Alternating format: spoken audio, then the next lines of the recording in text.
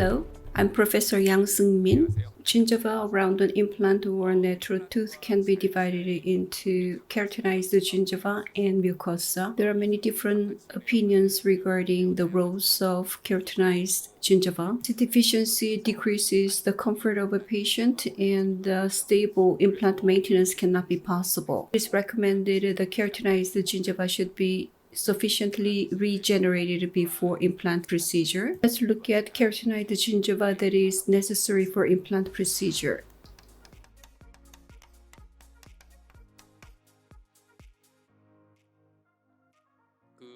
Contents: the need for keratinized gingiva, roles of keratinized gingiva in terms of oral hygiene, soft tissue health, gingival recession, alveolar bone loss, and peri-implant health. And we'll look at the meaning of vestibular depth and summary.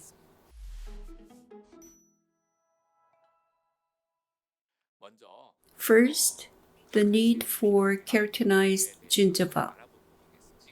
If you look at clinical photos of two patients, both of them wear overdentures. The left patient has sufficient keratinized gingiva around the abutments, and the right patient does not have the gingiva. How would they feel about it, and what does that affect implants? Here, the patient doesn't have sufficient keratinized gingiva. What does the patient feel about it? The implants were removed due to peri-implantitis. Is it related to the deficient keratinized gingiva? If the patient cannot have good oral hygiene, apart from the controversy regarding the role of keratinized gingiva, it is important to have that for oral hygiene. There are many reasons for deficient keratinized gingiva. A movable gingiva margin would facilitate the introduction of microorganisms into the gingiva crevice because muscular and the frenum pool occurs. So, keratinized tissue minimizes the muscular and frenum pool, and it provides a circumferential sealing effect. Do we need keratinized gingiva or not? Some say absolutely necessary, and some say, why do we need that? What is important is we need to maintain soft tissue health and stability around an implant. Do we need the gingiva or not? There has been two contradictory views on that.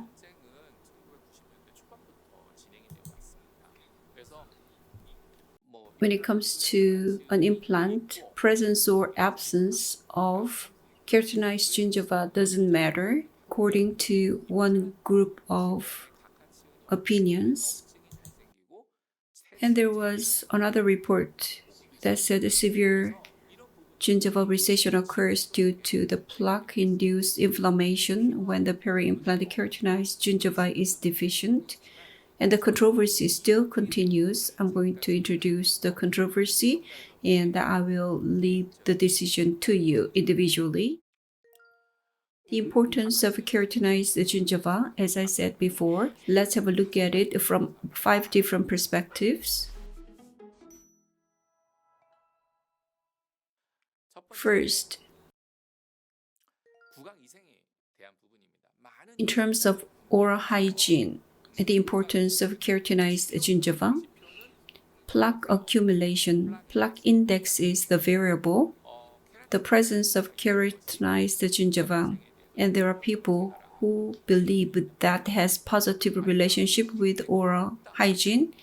And there's another group of people who believe there's a no relationship.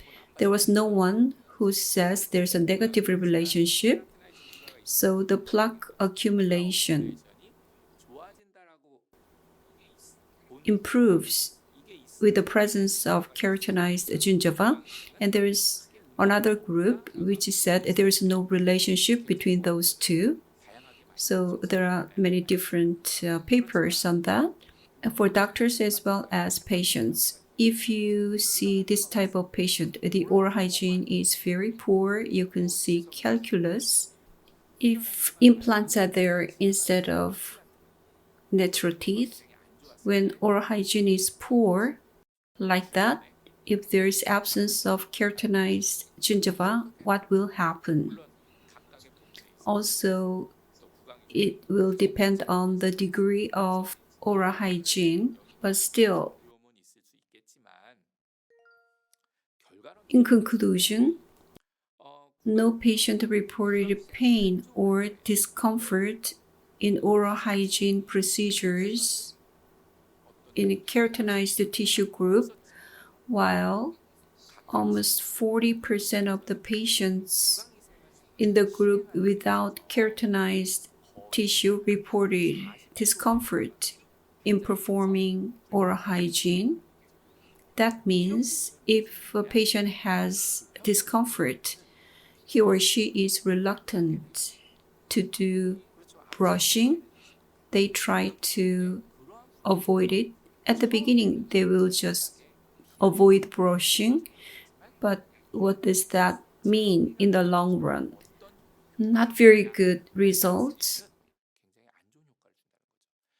If opportunity comes, we will deal with this. From the cyst perspective, we look at the management around an implant. Cyst perspective means depending on the degree of inflammation around implant and the radiological bone loss, the approach would be different. C and D at the bottom means in a group with less keratinized tissue, there has been more surgical approaches used. In terms of percentage, much higher percentage there. That means the situation is much worse. What are the reasons for that? As I said before, the patient complain discomfort during oral hygiene procedure. There's a difference between the keratinized tissue group and non-keratinized tissue group.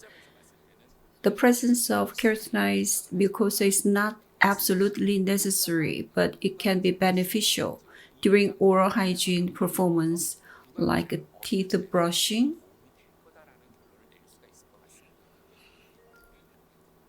In connection to that, this is looking at soft tissue health in terms of importance of keratinized gingiva, bleeding index, gingiva index, and bleeding on probing, and the degree of inflammation are used as variables or indicators. There's a positive relationship and no relationship. Those two opposing groups exist. What does that signify? The amount of keratinized mucosa has little influence on soft tissue inflammation in the presence of good oral hygiene.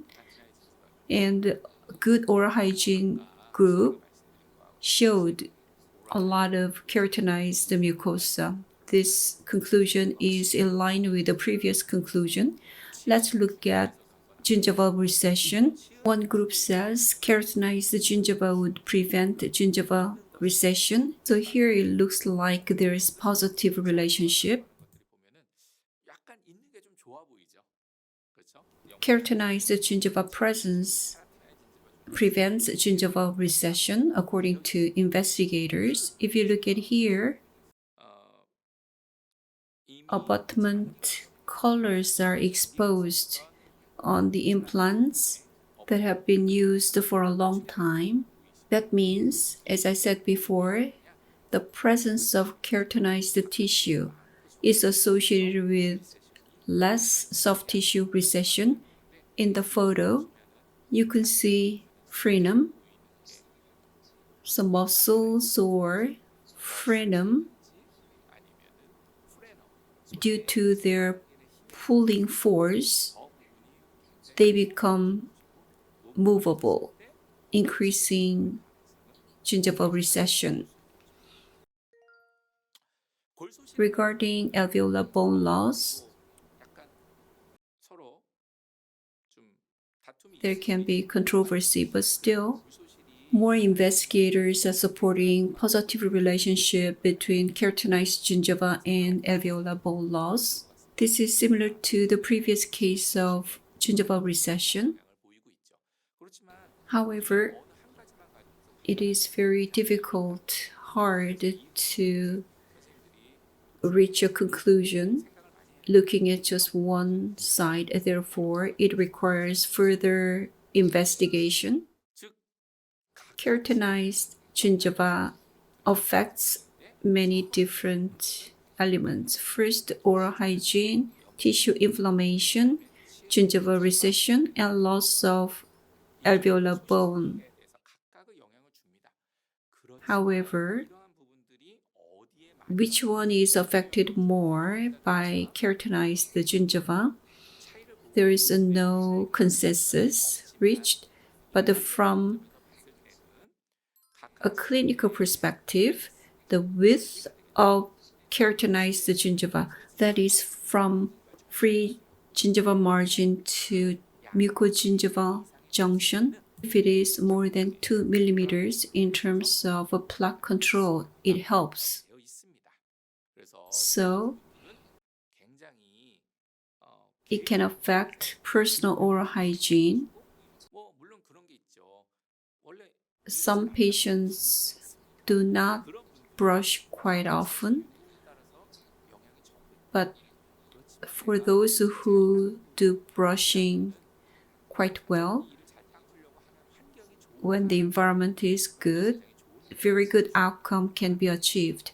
There are controversy over keratinized gingiva, but in terms of personal oral hygiene, keratinized gingiva is necessary. Similarly, for peri-implant health, does keratinized mucosa help?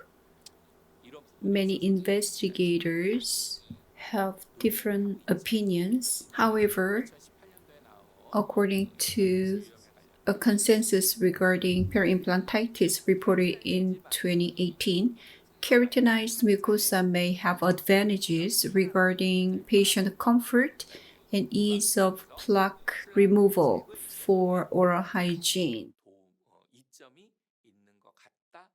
So that is the conclusion. 4 variables we saw before, gingival recession and alveolar bone loss, can be set aside, but regarding oral hygiene and inflammation, keratinized mucosa may have advantages. If you look at the clinical case of a patient, the most posterior area, number 7, where implant is placed, there is hardly any keratinized tissue, number 6 as well, and the keratinized tissue is grafted, and patient can do better oral hygiene on that side, so no more inflammation or bone loss occurred. So this is closely related to personal oral hygiene. If personal oral hygiene improves, stable long-term maintenance can be made. So around implants, the clinical significance of keratinized gingiva, as I said before, it can give resistance to mechanical trauma. Simply put, brushing So there is a less mobile tissues and more smooth cleaning can be done with less mobility. It can prevent excessive movement of marginal gingiva. The sealing remains, it's not broken. It prevents ingress of food into the gingival sulcus.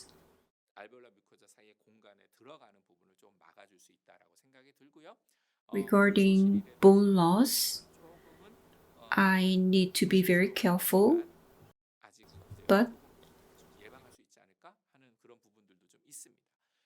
we think it can give a benefit in terms of bone loss. With keratinized gingiva, it keeps the depth of oral vestibule. It opens the way for brushing, which is very important. So if you look at these two, on one side there is gingival recession and abutments are exposed, and on the other side that is not the case, but good oral hygiene has been achieved and no bone loss because the deep vestibule has been achieved and the brushes can go in there, improving personal oral hygiene. Despite gingival recession, we can see oral hygiene is pretty good.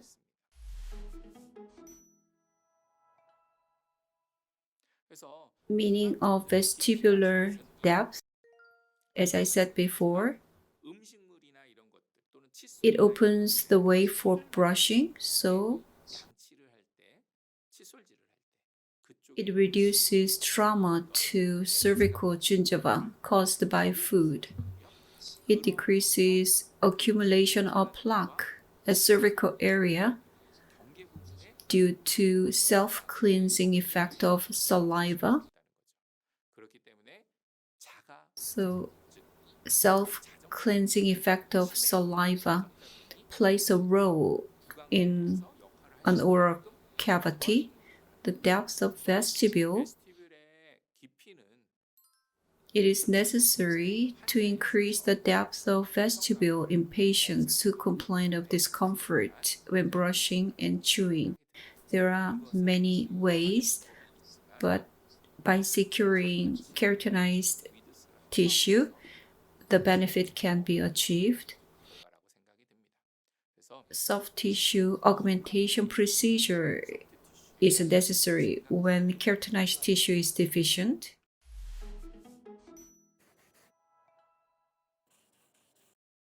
Summary: the roles of keratinized gingiva is controversial. To maintain health of soft tissue around an implant that helps, keratinized gingiva is not necessary but sufficient for supporting oral hygiene, and we need to be aware of these, and you need to check the amount of keratinized tissue around implants.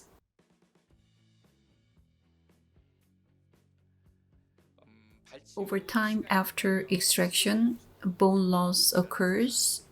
The width and the thickness of gingiva can decrease. So if you plan to place an implant in such areas, you can regenerate keratinized tissue before placing an implant or after placing an implant. Keratinized tissue can be grafted. So I hope this has reminded you of the importance of keratinized tissue. Thank you for your listening.